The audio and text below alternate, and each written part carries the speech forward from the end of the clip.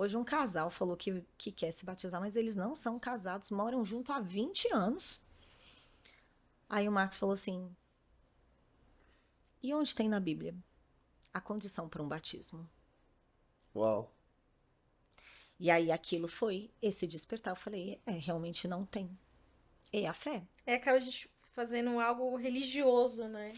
Não, e aí a gente tem esse questionamento, porque a gente não sabe o que Jesus vai fazer depois nessa vida, mas eu não sou juiz. Eu não posso julgar a gente. É ela com Deus. E aí o que acontece é que a gente tinha um plantão na igreja, então cada sábado era uma pessoa. Passa 15 dias e eu estou lá no plantão. Quem chega? Esse casal. E eles chegam lá na igreja e falam assim, que bom que é você que tá aqui. E eu falei assim, o que vocês estão fazendo aqui? Ele falou assim, nós viemos aqui só para que um pastor abençoasse a nossa certidão de casamento. Ninguém pediu Uau. para que eles casassem, ninguém exigiu que eles casassem, ninguém falou, mas é essa obra do Espírito Santo. O batismo é um selo. E eles foram selados, e dali você começa a ver o que a palavra diz: que o Espírito Santo é quem nos convence do pecado, da justiça e do juízo. É o próprio Espírito. E ali a gente celebrou, se alegrou, e são essas coisas que até hoje. E o que a senhora falou é muito interessante, né? Porque imagina ali, Pedro pregando ali, depois de Atos 2, 3.000 pessoas se Yes. convertem. Imagina a fila de 3.000 pessoas. Como que tá a sua vida? Você usa algum tipo de entorpecente? Você tá tudo em dia? Ah, olha, você tá cumprindo tudo certinho? Cara, você crê em Jesus? É batizado. Crê em Jesus? Não É tinha batizado. aula, gente. Crê em Jesus. E é a própria obra do Espírito que traz a transformação para a vida da pessoa. É claro que assim, a gente vai batizar essas pessoas, mas é muito importante o pós-batismo é o discipulado, né? É a pessoa para que ela também não fique também só um ato, me batizei como se fosse. Eu acredito que o processo ele é acelerado, né, Tati? Mas biblicamente a gente também não tem uma prova de que as pessoas saíam do batismo e elas tinham uma escola para estudar. Elas iam. Fala para mim, Felipe encontrando O o eunuco. batizou, tchau, foi embora. O eunuco. O que a gente sabe da história desse rapaz? Não sabemos nada. Mas eu tenho certeza que a experiência que ele teve marcou a vida dele. Marcou de Mas é transformar, interessante porque até o casal que foi falar com a senhora, eles já falaram que não eram casados, porque provavelmente algo dentro deles incomodou. Porque eles poderiam ter ficado quietos e não ter falado nada. Exato. Então, algo dentro deles já estava dizendo, isso daqui precisa acertar. Então é muito bacana mesmo, porque é realmente uma obra do Espírito, né? Não é o pastor, o diácono, o líder que vai dizer para essa pessoa, você pode, você não pode. Yes. A nossa pergunta é, você crê? É isso aí, é você crer. E aí nessa caminhada, outra experiência que pra gente é bem recente e que vem esse choque em nós, é uma senhora de 68 anos de idade. Uau. Chegando e perguntando, eu posso me batizar aqui? E a pessoa que estava dando aula falou, por que a senhora pergunta isso? Ela falou, porque eu conheço Jesus já há algum tempo, mas eu fazia parte de uma igreja que o fato de eu não saber ler, eu não poderia ser batizada. Aquilo para nós foi um choque. Nossa. E então a gente vê que muitas vezes, ao invés da gente facilitar essa caminhada, a gente vê impedimento. E você tinha que ver a alegria dessa senhora no último batismo, celebrando aquilo que já estava dentro, gente. Mas que alguém decidiu. Alguém tirou isso dela. Você não sabe ler. Meu Deus. Que história, né? Pastora, o batismo, né? Algumas pessoas acham que é um amuleto espiritual, né? Que ele vai proteger a pessoa de ter dificuldades na vida, de pecar. Como que a gente poderia explicar isso para as pessoas aqui? Não é um amuleto, mas é um poder. Quando você você já fez uma confissão, você já fez um ato público, aquilo no mundo espiritual, ele teve poder. Então, a sua vida não é mais a mesma, ainda que você queira. Eu lembro do David chegando na igreja. Fala pra mim, David. Qual consciência você tinha? Nenhuma. 18 anos. Mas a partir do momento que você se batizou, qual é a lembrança que você tem de uma consciência? Pra mim tudo mudou. Pra mim é como se...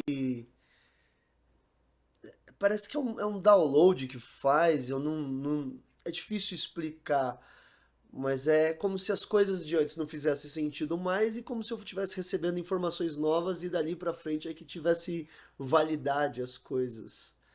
Então, É isso. Então, Tati, eu vejo e acredito numa nova mentalidade. A palavra fala que nós recebemos a mente de Cristo. É essa mentalidade que a gente vai absorvendo e a gente vai, então, entendendo o que é o mundo espiritual, ou sem entender, a gente consegue sentir que existe algo diferente e que aquilo nos protege.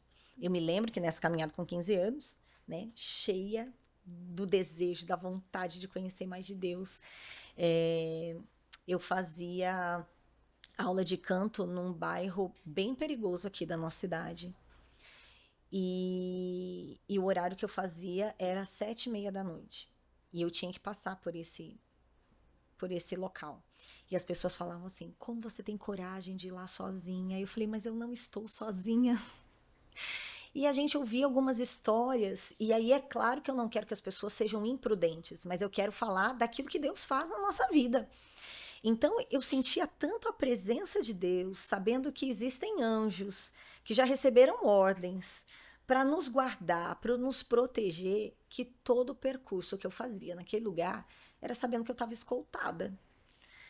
E essa era a sensação de quando eu via na esquina um povo. Era como se eu passasse e eles pudessem ver que eu estava sendo escoltada. um registro no mundo espiritual, né, pastora? Porque, por exemplo, o bispo falava no episódio anterior sobre a questão de filiação, né? Certidão, Ele né? deu o exemplo da Lili, de quando a Lili nasceu, já era filha da Tati, mas que a Tati teve que ir até um cartório de registro civil e fazer esse registro. Então eu fico imaginando no mundo espiritual, e ver se a senhora concorda comigo, eu criei em Jesus, nasci de novo, já sou filho. Mas quando eu me batizo, é um registro no mundo espiritual onde anjos e demônios agora olham para mim e dizem, esse é um filho de Deus.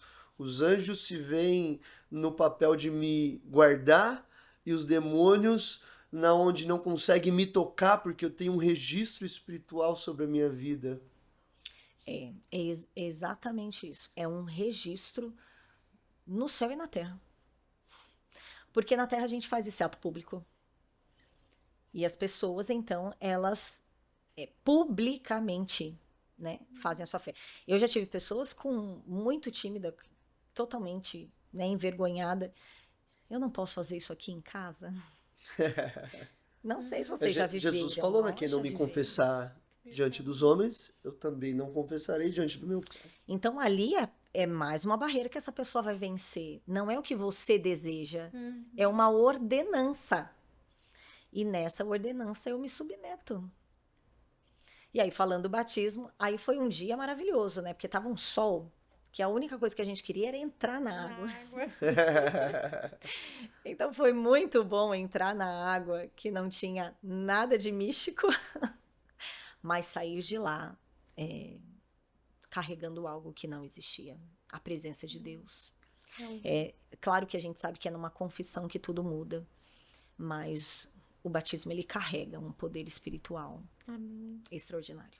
A senhora acredita que sem o batismo a pessoa não pode ser salva? Então, eu creio em Jesus, estou salvo já, mas não quero me batizar. E aí, tá salva, não tá? A palavra, ela é muito clara, né? Quem crer e... É uma conjunção? A tática é boa? Quem crê e for batizado. Então, se isso não fosse importante, aquilo não existiria. É claro que existem as suas exceções. E só o Senhor vai poder falar, porque aí a gente tem o ladrão da cruz. É que o bispo fala, né? Com pessoas que não teve o acesso, né? Então, o ladrão da cruz foi um exemplo, né? Então, existe a sua exceção. Mas a condição é crer e ser batizado. E aí fala pra mim, se você tem uma fé convicta em Cristo, qual é a objeção disso? Não tem.